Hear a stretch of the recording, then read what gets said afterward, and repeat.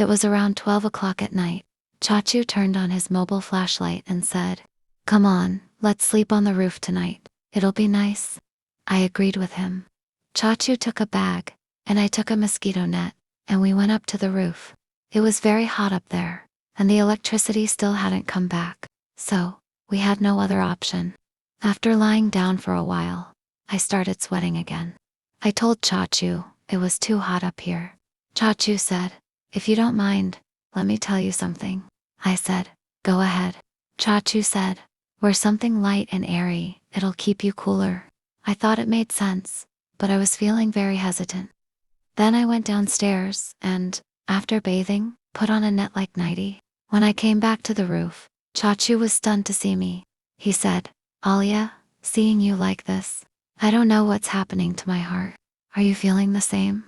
I said, "Chachu, I don't understand what you're trying to say."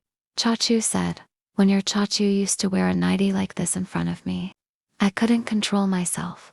And now, seeing you in such clothes, my mind is going wild. Do you understand?" Hearing this, I lowered my eyes. Then Chachu gestured for me to sit next to him, so I did. What happened next will be fun to watch. So, let's start from the beginning. First, if you're new to the channel, please subscribe. Thank you. My name is Aaliya, and I'm currently studying in school. In June, my school was closed for holidays. There was also a wedding season during those holidays, and one of the weddings was in my family, so everyone from my house had to attend. But the biggest problem was, who would stay at home and look after it? Because if the house was locked and everyone went to the wedding, there was a risk of theft. So, it wasn't possible for everyone to go together. After much discussion, it was decided that I would stay at home. I also wanted to go to the wedding, but who would stay at home?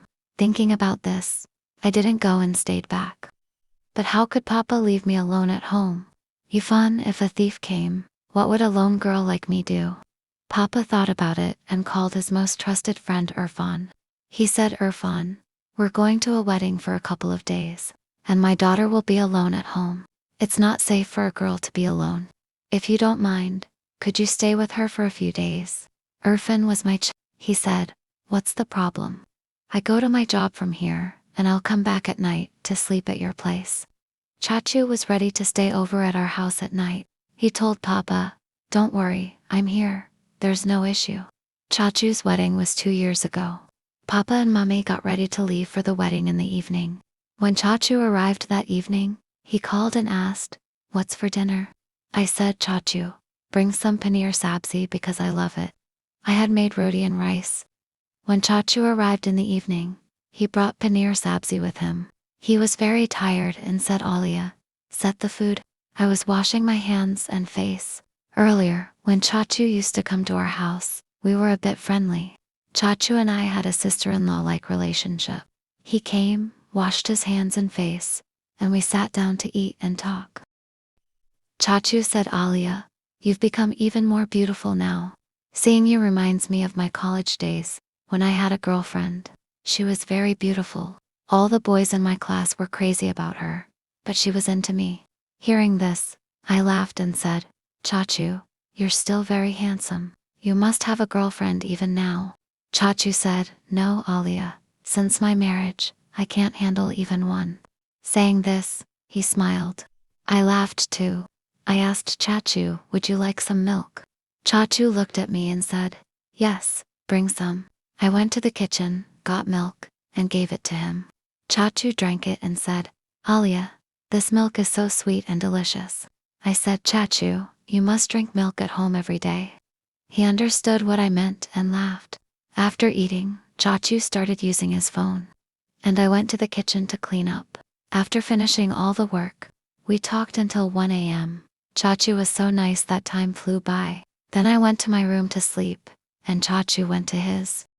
In the morning, I got up early to make breakfast for Chachu, but I saw that he was still asleep.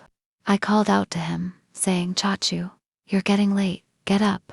But perhaps due to sleeping late, he was in a deep sleep and didn't hear me. I went to his room and tried to wake him up. When I pulled the blanket off him, my eyes fell on something that made me feel embarrassed. I kept staring at him for a while, and my mind started craving laddu. Just then, Chachu's eyes opened, and he said, "Oh, Aaliya." I looked at him and said, "Chachu, get up. You'll be late." He picked up his phone, checked the time, and said, "Oh my God, it's so late." I told him, "Hurry up and take a bath. Your breakfast is ready." Chachu went to the bathroom, took a quick bath, and came out. I packed a tiffin for him. He left for his office. After that, I started cleaning the house. After cleaning, I took a bath, got ready, had breakfast, and rested for a while. There was no one at home, so it felt very quiet. It didn't even feel good. I didn't know what to do.